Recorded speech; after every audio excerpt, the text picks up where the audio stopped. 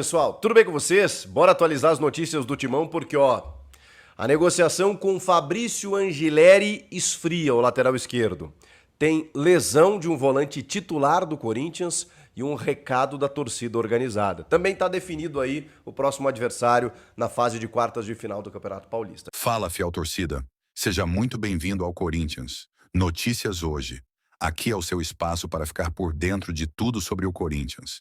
Notícias quentes, bastidores, análises, transferências e, claro, aquela resenha que só quem é coringão entende. Se você respira Corinthians, já chega deixando o like, se inscreve no canal e ativa o sininho para não perder nenhuma novidade.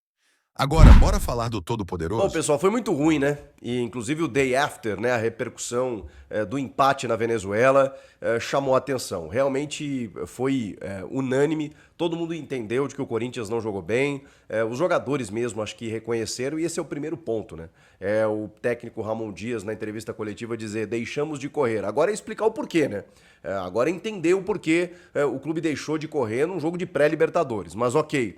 O primeiro passo é identificar que você errou, que você agiu errado, é entender por que, no caso não perdeu, mas entender por que o Corinthians foi mal. Deixamos de correr, deixamos de jogar o que sabemos no segundo tempo. Beleza. Os jogadores entenderam que as críticas da torcida elas são legítimas, pela maneira como o time não jogou. O goleiro Hugo Souza, o próprio Memphis, o André Carrilho, todos reconheceram de que o Corinthians não esteve bem. Bom, e a partir de agora precisa reagir.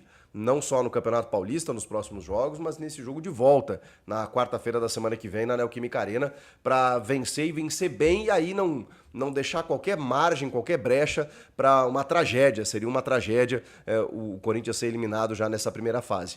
E eu não posso tratar isso como algo distante, ainda que seja, porque o Corinthians empatou o primeiro jogo e um novo empate leva a decisão para os pênaltis. Tem que vencer o jogo, vai ter que vencer. Tem condições disso? Pelo amor de Deus. A diferença técnica é gritante, mas precisa efetivar isso na prática. Inclusive, essas manifestações, elas vieram também da principal torcida organizada do Corinthians.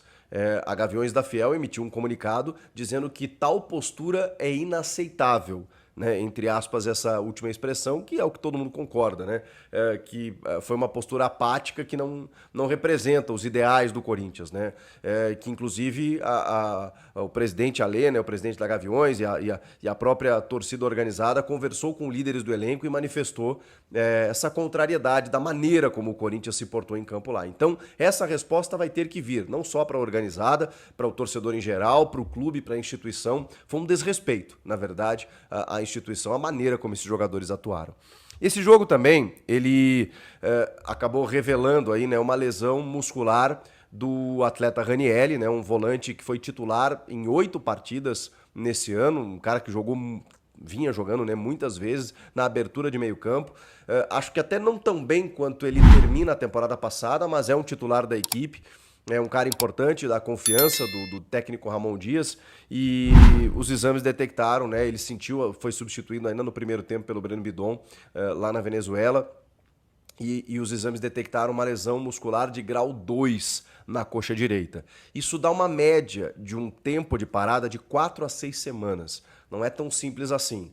Né, a lesão muscular ela tem graus, né? No grau 1 ali, em 15 dias o cara tá de volta, no grau 3 demanda alguns meses, grau 2 é uma lesão intermediária que não chega a ser uma ruptura de músculo e tudo mais, mas é uma lesão que exige um tratamento, né? Exige um cuidado, então 4 a 6 semanas ele deve ficar de fora. A vantagem é que o Corinthians tem muitos jogadores para essa função, ou para a função de meio campo. Ele pode alterar o sistema tático, mas ele pode usar o Martínez por ali, ele pode usar o Rian, ele pode usar o próprio Alex Santana, ele pode usar o Breno Bidon, ele pode usar o André Ramalho num sistema de 3 zagueiros, fazendo esse vai e vem, né, como um primeiro volante ou com a bola e um terceiro zagueiro sem a bola. Ele tem maneiras de poder suprir a ausência do Ranieri. Eu acho que essa é a boa notícia, vai diante de uma lesão muscular de um titular da equipe, no caso o Ranieri.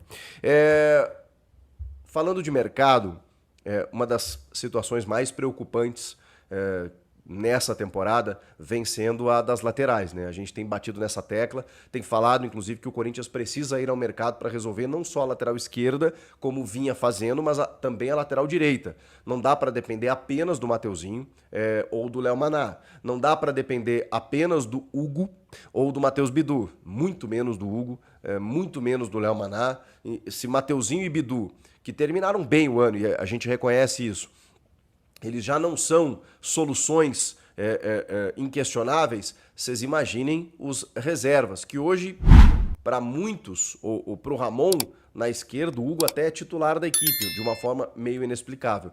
Então, o Palácios nem considero, né? Então, o Corinthians teria que ir ao mercado. E aí, a negociação com o Angileri, né, ex-River Plate, que está no Getafe, ela deu uma esfriada, segundo portais de notícias aí. E aí, cara, aí complica mesmo, porque o Getafe tem outras propostas, né? Ele tem contrato até o meio do ano que vem, os caras agora começam no leilão, começam a exigir mais dinheiro, o Corinthians que é um cara livre no mercado, né? Como tem feito negócios assim, para poder negociar apenas salário, então a negociação deu uma embaçada, só que assim, tem 8 dias para fechar a janela. Tem 8 dias para o Corinthians contratar e inscrever jogadores para a sequência da temporada, né? Para todas as outras competições. Se não conseguir registrar até o dia 28 de fevereiro, só na janela do meio do ano. Então, e aí? Vai ficar com o que tem? E é o único movimento que a gente viu, que a gente acompanhou nos últimos dias aí. Era do lateral esquerdo. Lateral direito ninguém fala. Mais um jogador de ataque ninguém fala.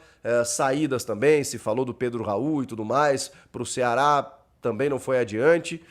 E o Rodrigo Garro, né, que teve uma proposta do Zenit de 25 milhões de euros e o Corinthians felizmente recusou, porque era só o que faltava. Não estão contratando ninguém, vocês imaginem vender ainda o principal ou um dos principais ativos do clube, que é o Rodrigo Garro, o melhor meia do futebol brasileiro, o melhor jogador da posição, eleito no ano passado e que é um cara diferenciado no time. Vocês imaginem o custo disso, né? O ônus disso de você perder um titular tão decisivo como é o Rodrigo Garro. Felizmente, o Corinthians entende que não dá para se desfazer de nenhum titular nesse momento e por isso ele fica, né? Então a gente já tem essa tranquilidade, pelo menos até a metade do ano, né? O Benja chegou a falar numa proposta da Inter de Milão para o Yuri Alberto, mas isso também ainda não aconteceu. Mas posso dizer para vocês que o Benja, especialmente em questão Yuri Alberto, é um cara muito bem informado. Ele tem relações próximas, é o máximo que eu posso dizer, e eu consigo, nem falei com ele, mas consigo deduzir de onde vem essa informação. Então, assim, pode ser que não pinte agora, pode ser que seja na metade do ano, mas seria também um problema você perder um jogador titular, né, tão importante. Enfim, aparentemente não. Só que já sem perder, o Corinthians já precisava repor, já precisava contratar jogadores. Vocês imaginem se saem desses caras. Ok, vai entrar grana, mas aí tem que buscar no mercado, né? Não tem jeito. Pra gente terminar esse vídeo, tá confirmado o adversário das quartas de final, a gente já imaginava, será o Mirassol, com o confronto único das quartas de final acontecendo na Neoquímica Arena entre os dias 1 e 2 de março. Depende ainda da grade de televisão, né? Você tem várias emissoras com direitos e aí depende da configuração também das quartas, né? O Palmeiras pode ser que classifique, pode ser que não, e também isso pode mudar um pouco os confrontos, né? Aliás, a vitória do Palmeiras sobre o Botafogo de Ribeirão Preto, que determinou, né, que o Mirassol será o adversário do Corinthians na próxima fase. Então, nessa semana aí, entre dia 1 e 2, depois da fase eliminatória da Libertadores, né? Depois da pré-Libertadores, na outra semana o Corinthians já tem essa decisão, joga em casa, jogo único, terminando empatado vai para pênaltis, mas o Mirassol, que é uma boa equipe, inclusive de Série A do Campeonato Brasileiro, né, nesse ano, mas acho que o Corinthians tem condições de avançar até a semifinal. Fecha essa primeira fase o Corinthians contra o Guarani, domingo 6h30 da tarde, na Neoquímica Arena também, para a gente entender aí de que maneira o Corinthians termina essa primeira fase. Provavelmente o Ramon vai dar um descanso para a galera, vai dar uma mesclada no time para quarta-feira ter força máxima na Neoquímica Arena e aí despachar de vez o Universidade Central da Venezuela. O que vocês acharam dessas informações? E aí, fiel torcida, vocês gostaram do vídeo? Deixa o like aí para nós e já se inscreve também para não perder nenhuma novidade do nosso timão. Vai, Corinthians!